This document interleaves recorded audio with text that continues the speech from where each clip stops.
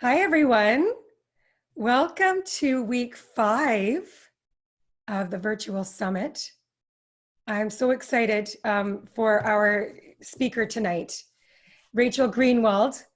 We're going to start on time. We're going to start at 4 o'clock BC time, and she will join us right at 4. As you're joining, please tell me your name, where you're from. I would also love to hear, if we have a few minutes before we start with Rachel, please join the chat and share with me how it's going with the virtual summit. What are you learning? What has been some great things that you've experienced? Has there been some changes in the relationships in your life? What would you like to hear tonight from Rachel? And the questions you have for her, please join the chat and ask your questions. I'm going to make sure to ask her to answer those tonight. With your, make sure that you put all panelists and attendees for the chat so that we can all see and join the chat. I'm not seeing anybody on the chat, so please tell me your name and where you're from, and I can say hi. Hopefully, I'm not having technical difficulties. I don't think I am, but oh, Katrina from Portland. Hi, Katrina. Nice to see you. I know you've been involved with the crew board and putting your messages and your learnings in as we're in the summit together. So I really appreciate the participation. Do you have a question for Rachel as she's speaking tonight? What would you like to know?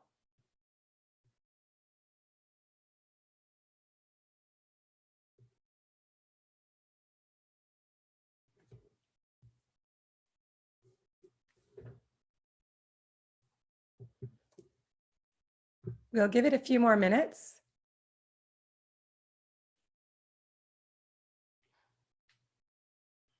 Oh, thank you, Jess. Jess just mentioned, Jess said, thank you, or nice hair. And I had to chop it all off because it was getting so long and the color was going. So had to make a big change. I wanted something fresh. Thank you very much. Jess, where do you live? I can't remember. Melanie, hi, Melanie. Thank you for the compliment. I'm so happy to have everybody join tonight. Oh, Jess, you're in New Zealand. That's right. Kia ora. When I was 20 years old, I traveled, backpacked through New Zealand with one of my best friends for 3 weeks, and we had so much fun. I love New Zealand. One day I'm going to bring my kids and we're going to journey through again. We will, and I'll get in touch with you. You'll be my only friend in New Zealand. We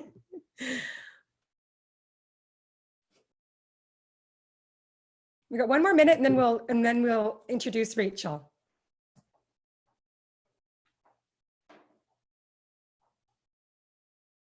I did want to say that we had quite a few people send questions for if you're looking for a partner that are currently looking for love.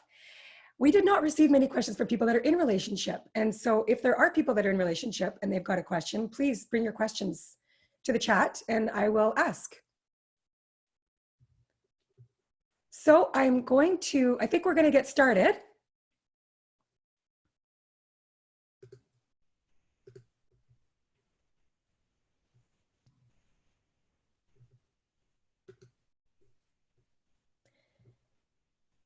Allow me to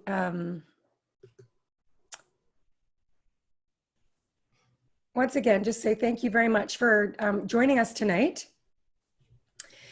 It's been quite a great 5 weeks so far, and I have learned so very much about love and relationships and just all of the wisdom brought to us through these incredible speakers. It really has been life-changing, and I'm just so happy that we have this community that have joined Hiitide and Real Love Ready in this virtual summit, and we're doing it together, right? So that's the whole purpose of this this summit and us coming together and learning, growing, and being better in our relationships. So I want to express gratitude to the original caretakers of this land that I call home.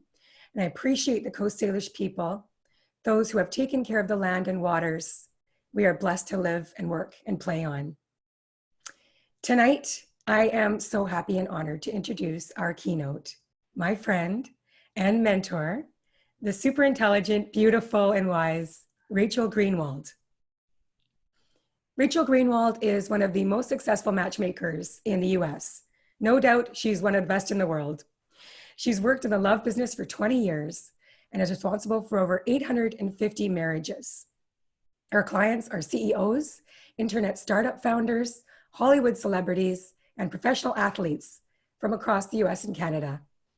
She's the New York Times best-selling author of 2 dating books, including Find a Husband After 35, Using What I Learned at Harvard Business School, and Have Him at Hello, Confessions from 1,000 Guys About What Makes Them Fall in Love, or Never Call You Back. Rachel has been featured widely in the media as a relationship expert, including The Today Show, CNN, New York Times, O Magazine, and Fortune Magazine. She starred in the NBC TV reality dating show, The Match Off, where she won first place in the competition. Rachel lectures around the world on relationship and communication topics to private and corporate audiences, including Google, Morgan Stanley, Harvard Business School, and Stanford University. Every year, Rachel teaches a post-divorce boot camp at Canyon Ranch in Tucson, Arizona. She can tell us more about that at the end of our call. Rachel also teaches training boot camps to aspiring matchmakers who want to start their own dating business. And when I was working as a matchmaker and dating coach, I went to Denver and spent a week among other matchmakers. And it was an intensive matchmaker boot camp in 2003. I just had it was an amazing experience. Rachel has a BA degree in psychology from Wellesley College and an MBA degree from Harvard Business School. Rachel applied her proven strategic approach to finding a partner in her own love life. She and her husband have been married 27 years, and she shared with me that, I think this may have been about a year or 2 ago now, she and her husband, along with their 3 grown children, renewed their vows. It was a beautiful, beautiful story.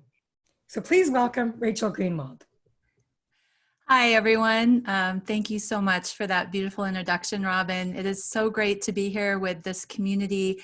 I've been following the speakers the last few weeks and feel very honored to be in this crowd. What we're talking about tonight is virtual charisma, and this is such an important topic. I want to start by defining what virtual charisma is by first describing what it is not. A lot of people think that charisma of any kind, virtual or in-person charisma, has to do with being an extrovert or being very socially adept or being slick or polished or knowing the right thing to say at the right time. And actually, I really want to challenge that, because I think virtual charisma in particular is simply about being intriguing and focusing on being different from everyone else, because we are so preoccupied with communicating with so many different people in so many different technology vehicles, from texting to video, Zoom, whatever it is. And it's such a crowded space of communicating with people online that really the goal, I think, of having virtual charisma is simply don't be boring. Don't be boring. In fact, that is my favorite acronym that I try to reference all the time, DBB. Don't be boring, people. And that's what we're going to talk about tonight in helping you stand out from the crowd. Now, why do we even need virtual charisma, you might ask? Well, it's basically to accomplish any goal that you have. It might be the goal to catch the attention of a cute guy or girl online in a dating app. It could be simply to be the friend who is really fun and get invited to this small dinner party where the others are left out. It might be to get a job that you really want. basically standing out from a crowd is what virtual charisma is all about. So within that framework, we're going to talk about 3 modes tonight of virtual charisma. And the 3 modes are first going to be profiles. We're going to talk about basically your digital footprint of profiles. That might include dating apps. It will include all your social media profiles like Facebook, LinkedIn, Instagram, etc. And we're going to also talk about texting charisma and Zoom charisma. So those are the 3 areas that I'm really excited to focus on tonight. I also want to start by just a confession, which is that I'm an MBA. You know, hello, my name is Rachel and I'm an MBA. And the reason I bring that point up is that the last few weeks of this wonderful Real Love Ready Summit has mainly focused on a lot of thinking and feeling topics. And tonight is about doing. This is about practical tips and tactics that only your favorite MBA could be bringing to you this evening. So with that in mind, I want to launch a pop quiz, okay? So on your screen, we're going to do a poll, and it's going to be a very quick poll. I'm asking you the question, here's the question. A first impression about you is formed when you meet someone. Let's see, are we seeing the virtual poll? Okay, great. A first impression about you is formed when you meet someone, A, during the first 7 seconds, B, during the first 30 seconds, C, during the first 60 seconds, or D, none of the above. So click the selection that you think best describes when a first impression is formed about you when you meet someone. And we're going to get the results back almost immediately. So I think it's going to take just a few seconds for everyone to vote. Just click. Hopefully everyone's able to do this easily. I love Zoom polls. They're so fun to just get quick feedback from everyone.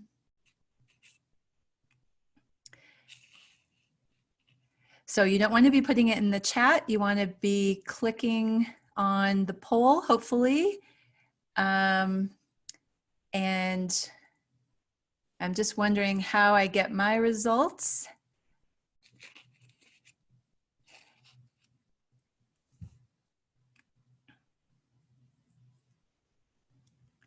Okay, great. Look at this. 92% of you voted for A, the first 7 seconds.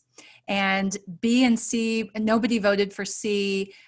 B only got 1 vote. D only got 1 vote. Okay, so what I can tell you is that almost everyone is wrong. And I want to explain this. The real answer, people, is D, none of the above. So if you are the one person who voted for none of the above, you are correct. Let me explain this. It's a trick question. The reason it's none of the above is because a first impression about you is not formed when you meet someone in person. The first impression is actually formed prior to a meeting when someone Googles you. That is the first impression in our world today. That is a reality in 2020. Nobody is forming an impression about you unless they have decided you are worth meeting and they've Googled you. And whatever turns up, your Facebook profile, your LinkedIn profile, maybe they've checked out your Instagram, maybe you have a company website and they've checked out your bio on the company website, that's when people are forming a first impression. Now, for the 92% of you who voted for 7 seconds, you are not entirely wrong. And there is something called the 7-11 rule. So the 7-11 rule is this, and I'm just going to close the poll. The 7-11 rule is based on a famous university study many years ago that revealed that in the first 7 seconds when somebody meets you, they are forming 11 impressions of you right away.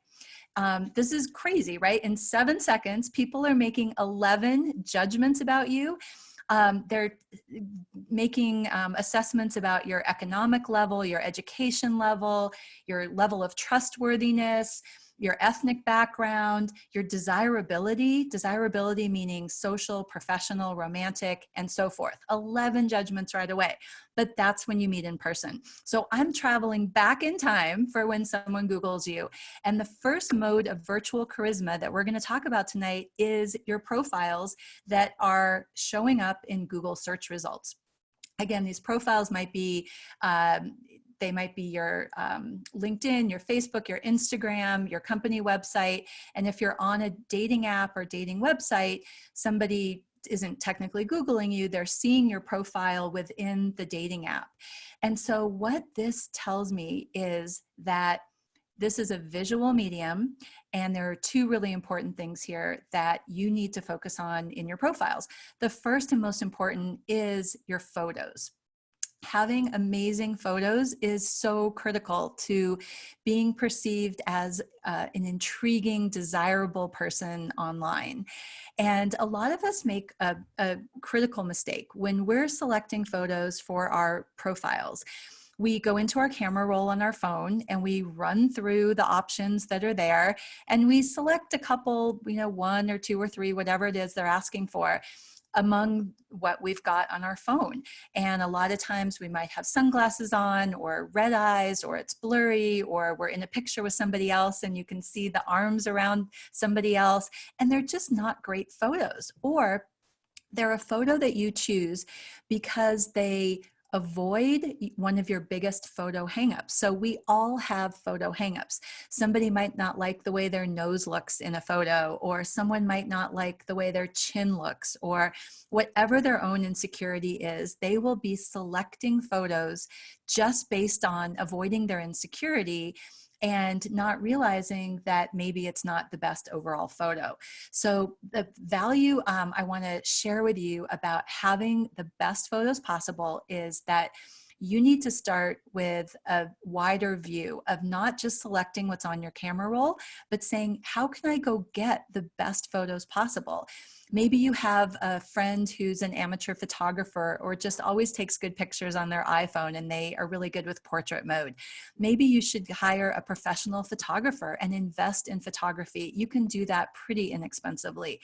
It is worth it, because if you don't have a photo that is really engaging and makes someone want to lean in to get to know you better, you are going to be, a step behind right off the bat in making a great first impression. So the photos are a big piece of it, but they're not the only piece of it.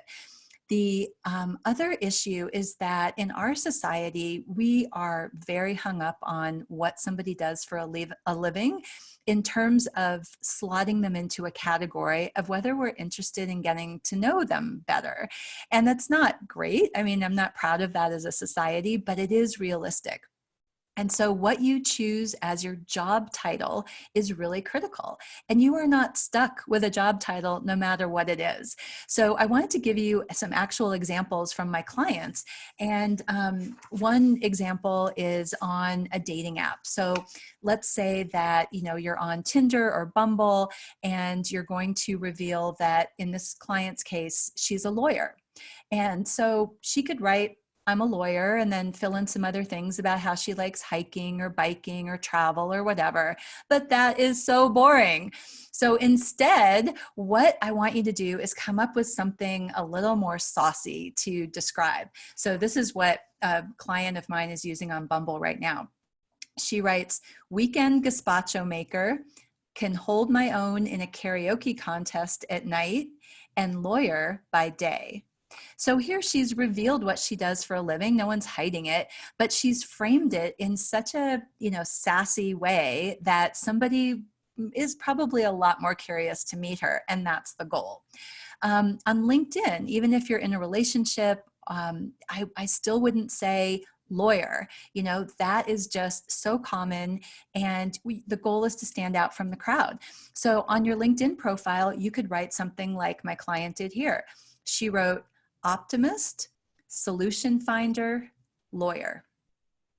So it's kind of the same thing. She's revealing that she's a lawyer, but she's saying it in a much more intriguing way where I don't see that very often, and I want to get to know her better. So these are just little examples of choosing the right photos and tweaking your job description to make people want to get to know you. So moving beyond profiles, I want to talk now about texting, because that's the second mode and a really important one in terms of virtual charisma. I don't know about you, but I send or receive hundreds of texts every day, and I'm just often in this autopilot mode. I tend to answer very matter-of-factly. You might too. You know, we're short on time, so we give very brief or, quick answers, and we're not texting through the lens of, how do I stand out? How do I make myself more engaging and exciting to the person I'm texting? And even if it's your own mother and you think, oh, I don't need to worry about her, there's still a value to being intriguing. It brings out the best in other people, and it comes back to you like a boomerang, where you simply have deeper and more exciting connections with people when you're bringing out the best in them. So for texting, for example, there's a couple things I want to talk about here. The most common question that I'm asked, and I know all of you who are especially on dating apps are asked, is, how are you? It could take a few different forms. It could be, how's your day going? Or it could just simply be, hey. Okay, that is such an annoying and generic and boring question. I'm sure all of you are so sick of answering it.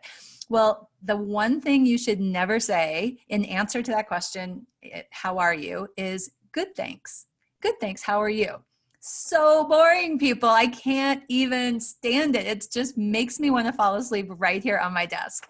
So what else can you say instead of good, thanks? Never, ever say good, thanks. Here's an example from a client of mine. She wrote in a texting exchange on, I think it was Tinder last week. Match said to her, how's your day going? And she wrote, it's always a good day when Giada posts a new recipe on her blog. Today was an avocado and pistachio soup recipe. I love to cook. So right there, she is answering the question different than every other girl he's texting with on the app, because he's got half a dozen or a dozen other women he's texting with. Her response is different. So right there, he's intrigued. And she started the conversation off on a topic that she's passionate about. She loves to cook. So all she has done is take a beat, and instead of that auto response, good, thanks, how you doing? She has come up with something just a little bit interesting and set the conversation off on an interesting path. How about it? Let's do some other examples, because this kind of takes a little getting used to. It's different than the lens that most people think about texting. How about the question, what do you do? We just mentioned a few minutes ago that people are obsessed in our society with asking, what do you do, as a way to slot them into some stereotype they have about that profession. So instead of giving an answer like, oh, I'm an accountant, what do you do? Or, I'm a dog walker, how about you? Whatever your job is, just don't say it. Come up with a more playful way of describing what you do, or igniting a little flirtatious banter. So here's something that a client of mine answered a couple weeks ago. He was on, I think it was like OkCupid, and someone texted him, what do you do? And he wrote, well, I'll give you 3 clues and see if you can guess. It's a little dangerous. I had to get a master's degree for it. And it usually involves asparagus. Okay, now don't you just want to lean into that and find out what the heck this guy does? I mean, I can't even imagine what it is, but I don't need to imagine it, because all of a sudden my heart is racing a little bit like, oh, that's unusual. I'm intrigued. Again, I'm, showing you examples of how not to be boring with these boring questions. I'll give you one more example. The other classic one that everybody asks is, where are you from? That seems to be a fascinating appeal to everybody. Where are you from? like, why do people even ask this? Where are you from? Dallas. How about you? Boston. Nice. Oh my God. Again, I've fallen asleep. I need caffeine, a drip into my arm to keep me awake from that response. So instead, how about this? This is another real example from one of my clients. Where are you from? She was asked. She wrote, I grew up in Phoenix, but I wish I was from Iceland.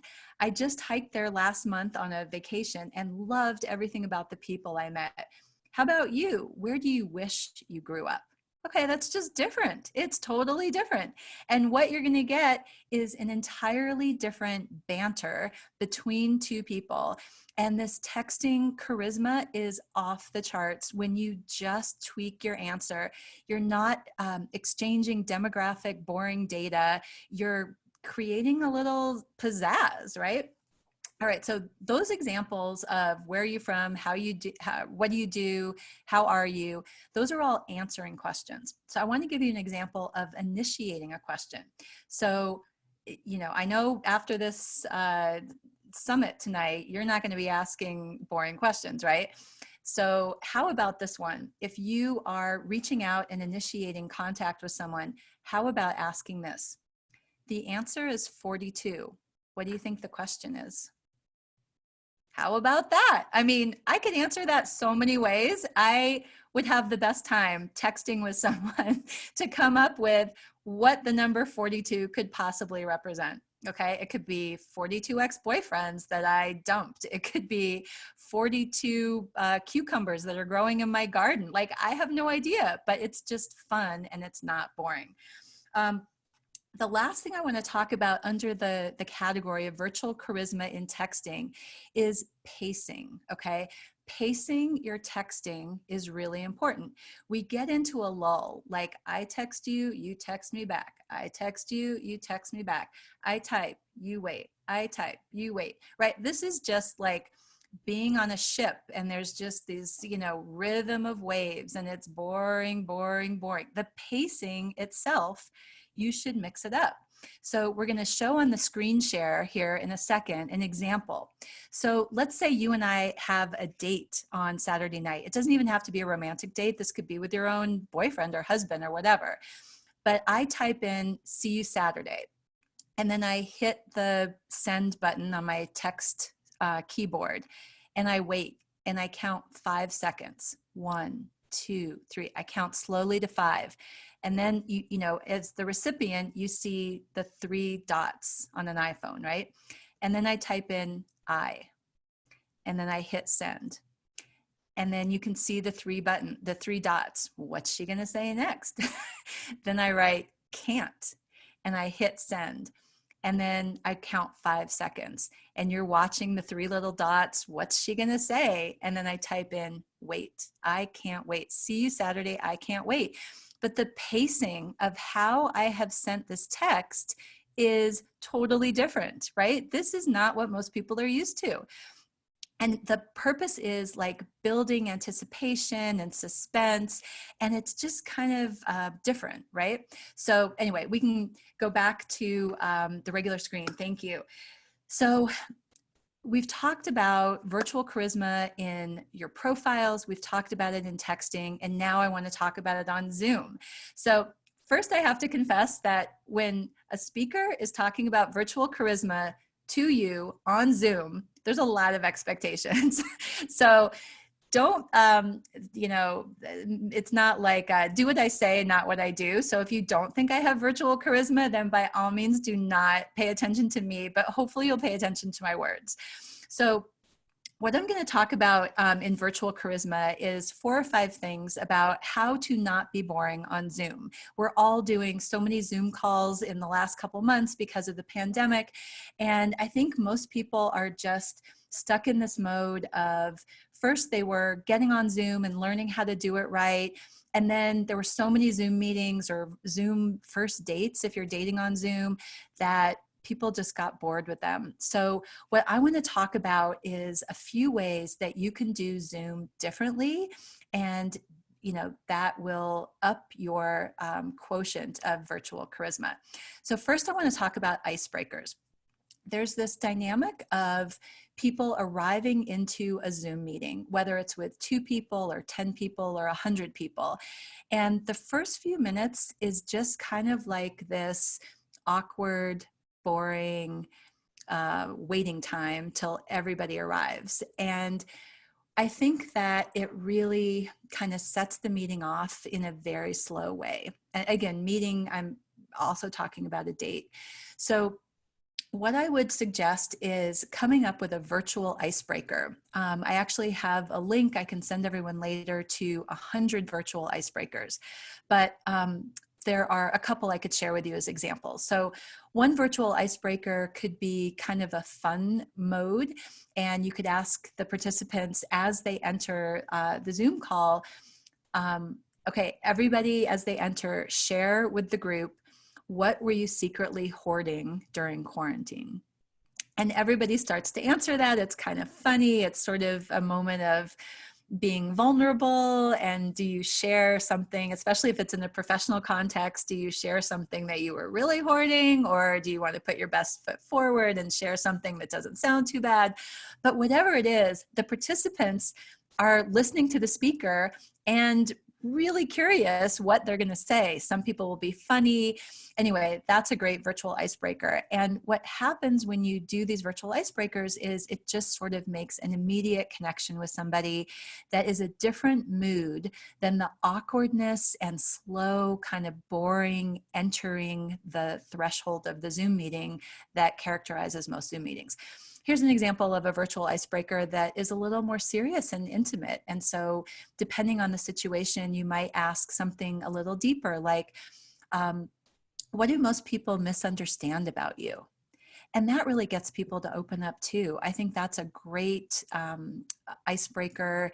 And, you know, again, it's just different. It's starting a Zoom meeting different than every other Zoom meeting and waking people up. What about body language? So here's something that is so hard. There are a couple topics I want to cover under body language. The first is eye contact. So in person, everybody knows that you're supposed to look someone in the eyes when you're talking to them. But how does that translate on Zoom? Well, most people mistakenly think that looking at the image of people on the screen, like I'm doing right now to Robin, I'm looking in her eyes on my screen, but it doesn't look like that to you. It looks like I'm looking away. Looking in someone's eyes is looking directly into the camera hole on your laptop or your tablet.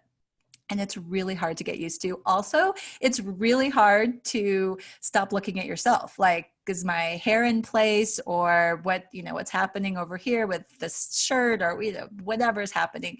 So you have to practice getting used to looking in the camera hole, which is the equivalent of looking in someone's eyes. And it makes all the difference in engaging and making a connection with someone. Now, I'm not going to be able to sustain this the whole time, but you'll get the idea. You'll see my eyes, now that I've mentioned this, you'll see my eyes drift away when I'm looking at some notes I made, or I'm looking at Robin, or anything else in my office. By the way, this is my home office in Denver. Hello. So body language, though, let's go back to moving your body forward and moving your body back. Think about the difference in how engaged you feel with me when I am leaning forward, and the difference with me leaning back and kind of sitting there and nodding. It's a different vibe. And so neither is good or bad. In fact, I think you want to, shake it up, and definitely, sometimes you're going to move forward, sometimes you're going to move back, but strategically think about your posture and where you're leaning in order to signal different levels of emotion that you want with the person you're talking to. What about your voice? Okay, so I am talking to you for a full hour today, and most Zoom meetings are 30 or 60 minutes or longer, right? Or Zoom dates. So what I do is I have a cough drop that I suck on for, 5 minutes before I'm about to go on a Zoom call, just to kind of calm the any kind of crackling in my voice and make it easier for you all to listen to. I also have a hot cup of tea with honey right here in case my voice gets kind of scraggly. I don't want you to suffer listening to it. So I am conscious of my voice quality being part of the virtual experience of meeting me. So those are just some tactics. What about taking breaks from talking? Now, this is something most people don't think about. People assume that being on a video call, whether date, professional, social, how many of you are doing happy hours with your college friends lately on Fridays or whatever? People assume that getting together on Zoom is just a talk fest. And there's nothing wrong with that. Talking is great. That's how we share. It's how we learn about each other. But we need a break. So here are some ideas to take a break from talking nonstop on video. And I don't mean just one person, but the collective talking. How about something I call a refrigerator break? So in the middle of the Zoom session, you announce, hey, let's do a field trip. Take your laptop into the kitchen and everybody open the refrigerator door and let's see what's inside. And it's so funny to do this, by the way, because you learn a lot about people from what is in their refrigerator. And that's always really fun, taking a field trip to the refrigerator, especially if you have like 5 or 6 people and everybody can share and it's so funny and creative. How about a dance break? All of a sudden, people have been sitting at their desk all afternoon, or you've been on a date and you've been talking for like an hour and a half, and you need to shake it up so things aren't boring. You could suddenly announce, hey, let's take a 30-second dance break. And you've got a really upbeat, fun song queued up on your phone. And you just hold the phone up to the screen and blast a song like Moni Moni or Happy by Pharrell Williams or whatever your favorite high energy song is. And everybody just stands up. By the way, you're going to see a lot of bad pajama bottoms when this happens because people aren't used to being seen below the waist on Zoom. But it's so fun and it just shakes it up. This is, again, all about charisma, like keeping people engaged and intrigued and interested in virtual mediums. I also like joke breaks where you just suddenly announce something has gotten too serious or too heavy or too boring. Maybe you see people yawn and you say, hey, 60-second joke break. Everybody tell their favorite joke. So I would tell you my favorite little joke recently, which says, why were people rushing to grocery stores and buying out toilet paper during the quarantine? The answer? Because the virus scares the crap out of people. Ha ha. It doesn't even have to be hysterically funny, but it's a little joke, right? And it just breaks the monotony of talking, which is what video meetings really are. The other thing I like to do, which is a really fun tactic, is to grab someone. You could grab a person or a pet in your house. And we say, okay, this is a grab break. Everybody get up, run around your house, your office, your apartment, and grab someone to bring them back to the camera and introduce them to the rest of the group. It could be your adorable pet. It could be your mother. It could be, a coworker who's hasn't shaved in, 6 months. It's a really funny, like, show and tell moment. The last one that I think is hilarious, and then I'm going to wrap up, is there is an author I'm obsessed with right now called Priya Parker, and she wrote a book called The Art of Gathering. And I just heard on her podcast recently this great idea to break up the monotony of talking on a date. And she suggested doing a virtual hot tub party. And the way you do this is you and your date get in your bathing suits in your own homes. You're on a video date. You bring your laptop or tablet into the bathroom. You get into the bathtub in your own bathtub. You light a candle so it's a little dark, and you play truth or dare. Okay, how fun would that be in building connection? And again, like this is different. Nobody else is playing, virtual hot tub truth or dare. This is a date unlike every other date, and it is memorable, and you are going to be much more likely to get the call back and to create a connection with someone. So in summary, the things we've talked about to create virtual connection have been basically that the first impression that you make starts when somebody Googles you before you even meet in person or on video. So you have to have those good photos and good job titles in your profiles. You have to be an engaging texter, and you have to think about how to make Zoom meetings different. And we talked about a lot of those tactics. So remember that having virtual charisma is basically motivating people to go offline and meet you IRL, in real life. So I will close there with my comments for tonight, and I can't wait to answer your questions.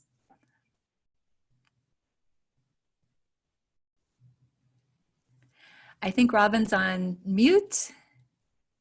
Sorry about that. That's okay. I was saying I love the idea of a virtual hot tub. Brilliant. How fun is that? Super fun. The first question we have from Paige in Victoria. I am now ready to date, but not ready to go online. My preference is to meet someone the old-fashioned way through my network of friends and family. What is the best way to put the word out that you're now serious and open to meeting someone without sounding too desperate? All right. I love this question because I'm going to say that it is unfortunately the wrong question that somebody should be asking. It is human nature to not want to date online. There are something like 50 million people that are dating online, and there are 0 that really want to be dating online. It's kind of a necessary means to an end. And so for people who say, I am not comfortable dating online, how can I date, through fix-ups from friends? What I would say to them is, how's that going so far?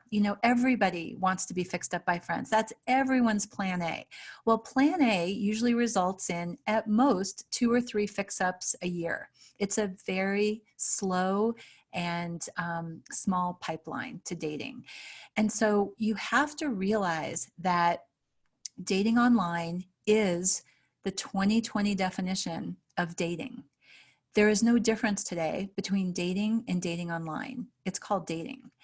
And to recognize that you don't have to want to date online, you don't have to feel comfortable dating online, it doesn't have to be your first choice, but you have to do it anyway. If you are really serious about meeting somebody, you need to be asking not, how do I get more fix-ups from my friends? Because that's always going to be a very small number.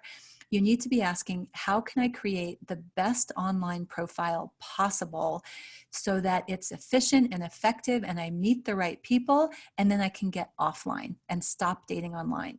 That's the question. Brilliant. Second question is from Amy in Boston. Dating in a pandemic seems impossible. How can you figure out if someone might be right for you when you can't meet in person or get closer than 6 feet apart? Should I just give up for now and try again when life gets back to normal? Okay, I cannot wait to share this news with you that dating has never been better than it was and is during the pandemic.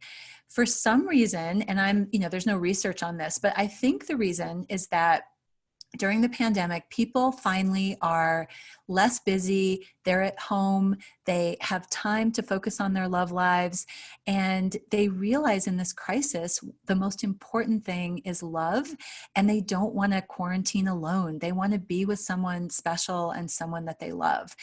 And so the numbers, both in dating apps and with matchmaker inquiries, I've been doing this for 20 years. I have never had more people write to me than in the last 3 months looking for love. Dating is at an all-time high.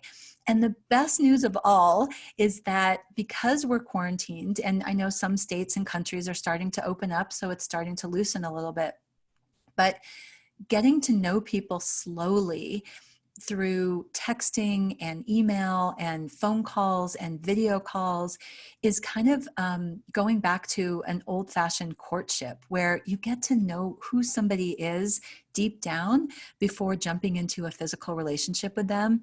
And it's really creating bonds that are stronger than ever. So no, you should not wait to start dating till after the pandemic. You should go full in right now. And, use a lot of these tactics that we talked about tonight, everything from, the virtual hot tub truth or dare to simply the, field trip to open your refrigerator and everything else, the dance break, the joke break. These are ways to really get to know people and be desirable and intriguing online. And I think connections are going to come out stronger than ever when this whole pandemic is over. We have a question from Sherry in Nanaimo. What mistakes do you see men and women make on their first, second, or third date? What advice can you give us? So many mistakes that are little and tactical. I could talk about this for hours, but I would say that the biggest category of mistakes is around stereotyping and jumping to conclusions. Our brains are wired this way. We can't help it, but we have so much information to sort that we sort of instinctually want to put people in a bucket. So somebody will do something or say something on a first date, and we draw an immediate conclusion. We think we're good judges of character, and we have to think that to keep going forward in the world and forming relationships. And so we make judgments too quickly. So for example, I don't know, let's take something simple like your date is 15 minutes late, and he or she shows up to the dinner table 15 minutes late, and you immediately have a stereotype in your mind. You might think this person isn't organized. You might think this person doesn't respect your time. You might think this person isn't excited to be with you, or they would have made a bigger effort to be on time. You probably have a default judgment that you make immediately before that person's butt is even in the seat. And there could be all sorts of reasons for it. In fact, I have a 25-year-old son who was late to his first date with a woman he's now been dating for a year and a half. And he was half an hour late. And you can only imagine that she must have thought she was being stood up, or she had all sorts of negative conclusions. And what actually happened was a homeless person stopped him on the street as he was walking to the restaurant and asked him for help because he wasn't feeling well and he needed assistance. And in that moment, my son made this choice that he could either be late for the date or he could help someone who really needed his assistance. And he chose that, and it made him late. So by the time he got there, he was able to text her and explain when he sat down. So it all worked out. But there are so many valid reasons why someone might be late, or fill in the blank. There are all sorts of things. If someone says to you, well, my divorce isn't final yet, I'm separated, you can immediately jump to conclusions based on the last person you dated who wasn't fully divorced and still had feelings for their ex, or still had a lot of drama going on. And you hear something, a piece of information, whatever it is, just don't jump to conclusions. Approach it with curiosity and not judgment. That is the biggest advice I have for anyone, to be more interested than interesting, and approach every piece of information with curiosity instead of turning it back around to yourself and changing the subject or moving on to a different topic to make yourself try to display yourself in a certain way. Pause and react with curiosity so that you aren't filing away things in your brain that shouldn't be categorized in a way that you may have misjudged. Rachel, what do you look at when you are matching a man to a woman, or vice versa? I will tell you first what I don't go on, which is shared interests. And that is usually shocking to people. These dating apps ask you for interests, and Often the algorithms will match you because two people like to bike or hike or whatever, golf. And I think that shared interests is the biggest misconception about chemistry in romantic relationships. Is it a nice thing to have if somebody has some of your shared interests? Sure. But when I match people as a matchmaker, I go much more off of temperament and psychological needs. So what that looks like might be somebody who's a little more extroverted. I might match with someone who's a little more introverted. Someone who is more emotionally intelligent. I might match with, somebody who is a little rusty in that area, because usually chemistry happens when we are getting something from a partner that we lack in ourselves and we're only too aware of it. So we are drawn to somebody who is kind of like our puzzle piece and not our exact match in terms of interests and sometimes in backgrounds. I love that. Puzzle piece. Danelle in Calgary is asking, do you think that when you are messaging with people online and they only respond every day or two, that this is a red flag? Responses are often thoughtful and lengthy, but it's really tough to get any momentum going. Are they just not that interested? And if so, should I cut them loose? Okay, so that's a perfect example of stereotyping and categorizing somebody based on a piece of information. So the piece of information that she got was that it's taking somebody, let's say 24 to 48 hours to respond to her messages. So the assumption that most people will make is that he's just not that interested, or maybe she is one of 10 people he's also texting. And, there are all sorts of conclusions you could draw. The question that you need to ask yourself is, how can I respond to this with curiosity instead of judgment or assumption? So I don't know why he's taking 24 or 48 hours to get back to you, and neither do you. The only one who knows is him. So there could be all sorts of reasons. We don't want to give him slack if it really is that he's just not interested in wasting your time. So the best approach, if this is a pattern and it's happening a few times, is simply to address the problem in a gentle and curious way, not in an accusatory way. So after a couple days of that, I might say to him something like, hey, it's so much fun talking to you. It's like a cliffhanger waiting 24 hours to get your response, wondering if you've got some other things going on, or, otherwise I would love to have, more frequent, I'd love to get to know you better, and maybe we could exchange messages more frequently. You'd have to wordsmith that. That's not a perfect answer, but off the top of my head, it's basically the approach of addressing the question with curiosity. But I wouldn't presume that just because he takes a long time to write back that he's not interested, especially in this case, because his responses are lengthy. When someone's not interested, they don't give you lengthy responses. But I do get asked another related question a lot on that topic, which is, people tend to be really comfortable writing back and forth to each other, and it can take a really long time to meet in person. The entire goal of online dating is to meet in person as quickly as possible, because online dating is not about getting to know somebody. It's a means of connecting with someone to get to know them offline. So I think, 5 or 6 back and forth texts over 2 or 3 or 4 days is appropriate. And at that point, if the texting conversation is just going on and on, I would try to bring it to a head, again, in a playful way. You don't want to be abrasive about it, but you could say something like, is it just me, or are we becoming pen pals? How about coffee this weekend?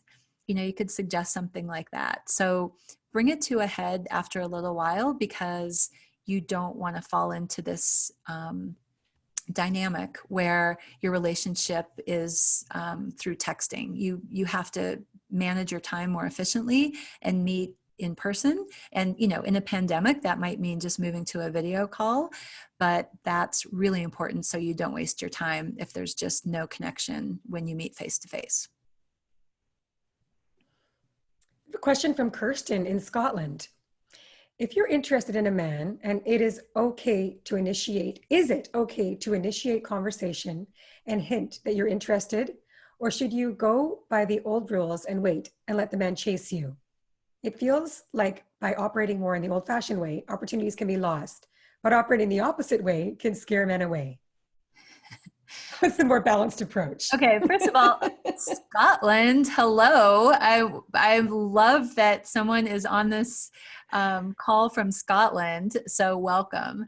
I think this whole tension between the rules of the old-fashioned ways and the modern assertiveness are always present in our dating dilemmas.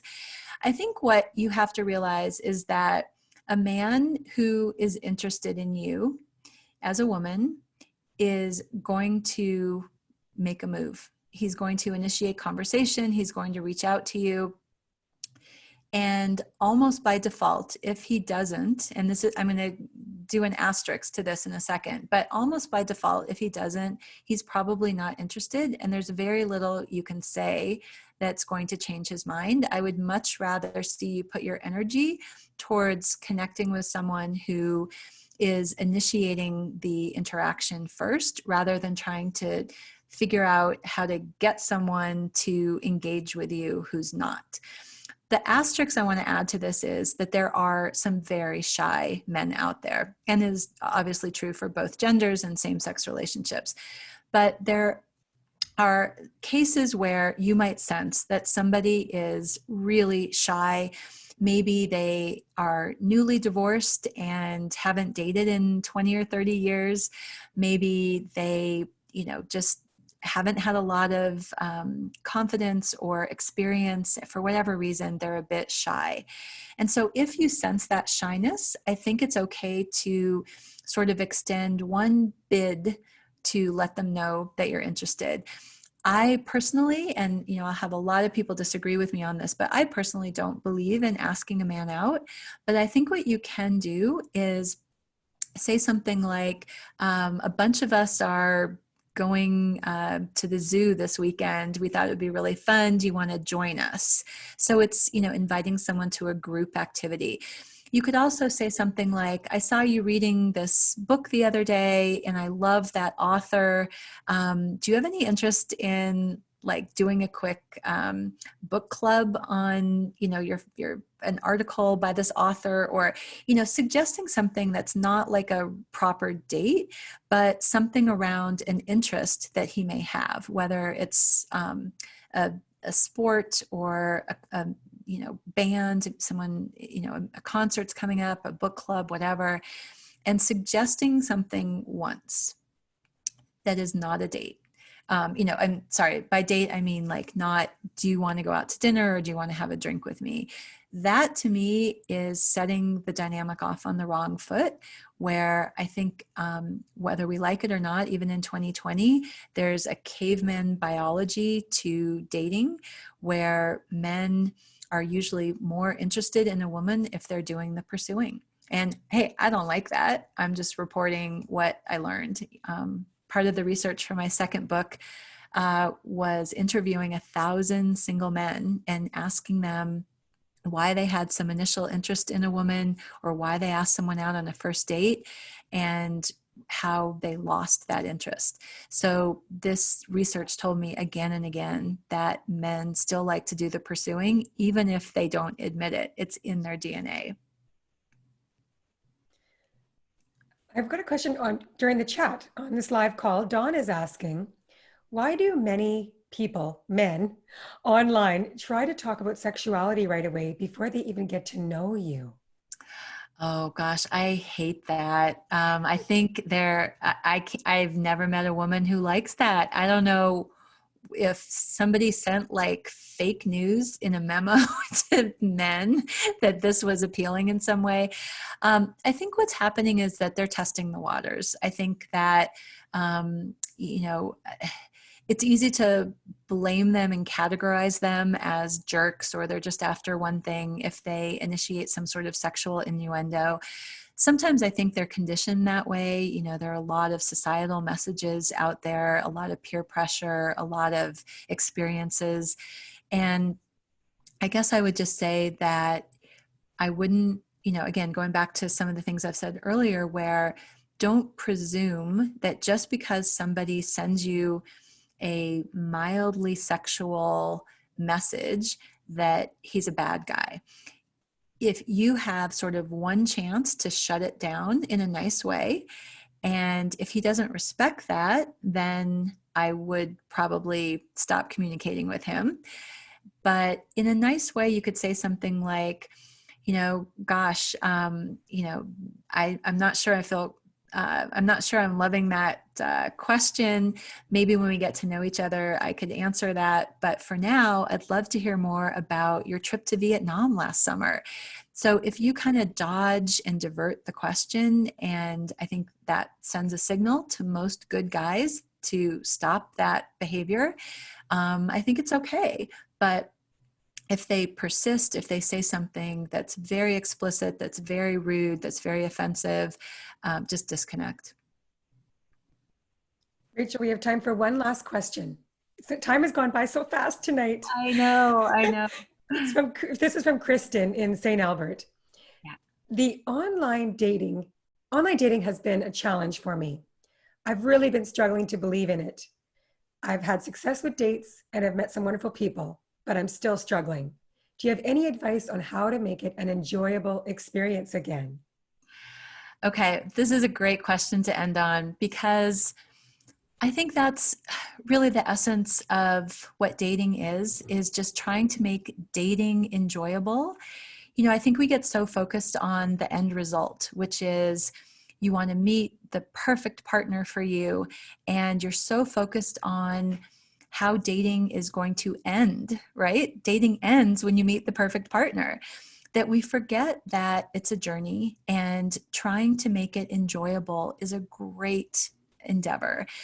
So, first of all, I think we put too much pressure on ourselves to figure out whether somebody is right for us from too early of a stage. And so, whether you're swiping on a dating app or you're on a first date, our brains are immediately going to try to answer these questions like, is this a good long-term partner? I observe this behavior. That's you know, not something I normally go for, or you know, I am always drawn to this type and he's not my type. And so you put so much stress on yourself to conclude whether somebody's right for you too soon, that it's just not enjoyable. So whether it's at the early stage of swiping or whether it's on the first, second, or third date, I would just have a goal to be in the moment and to try to answer the question of, do I want to have a first date with this person? Do I want to have a second date with this person after that? You know, these are the only questions that are before you to answer. And I think just looking at it more short term, in terms of a series of decisions that you're making, is going to inherently make it so much more enjoyable. And also just go in with the knowledge that everybody has something to teach you.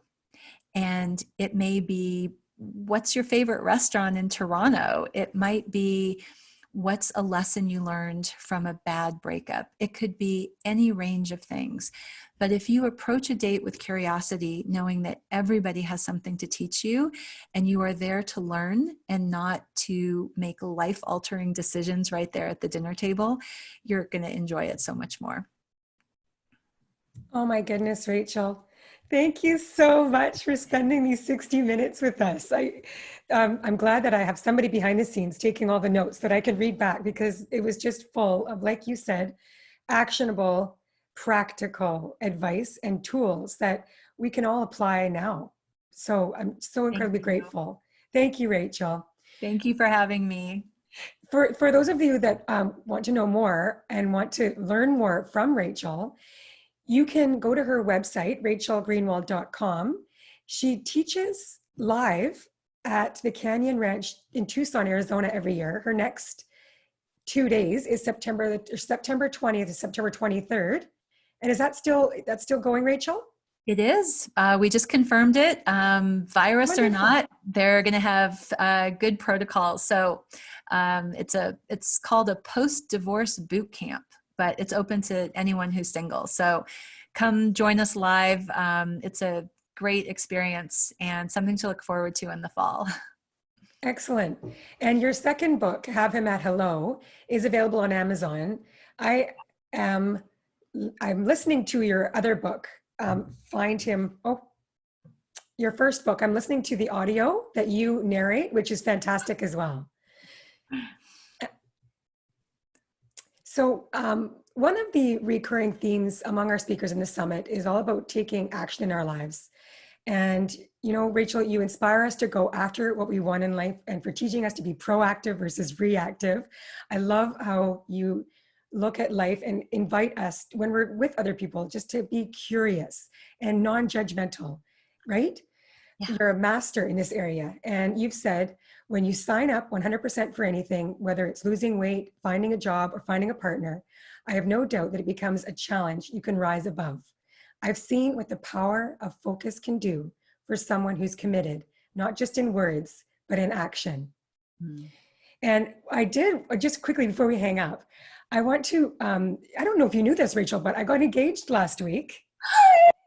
What? Okay, way to bury the lead.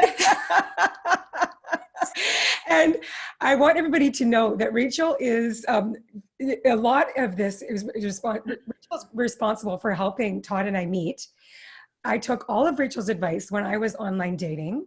I wrote my profile according to all the tips and strategies that Rachel taught me. And I met Todd within 3 weeks online. And the other piece of advice that Rachel gave me after we met online was, Robin, you have to meet him in person right away. If you have any interest, you know, going through chat and email and talking on the phone, you need to get in person with him. And so we looked at my calendar and I said, well, I can probably go to Vancouver in 2 weeks. And she's like, no, that's not going to work. You need to go sooner.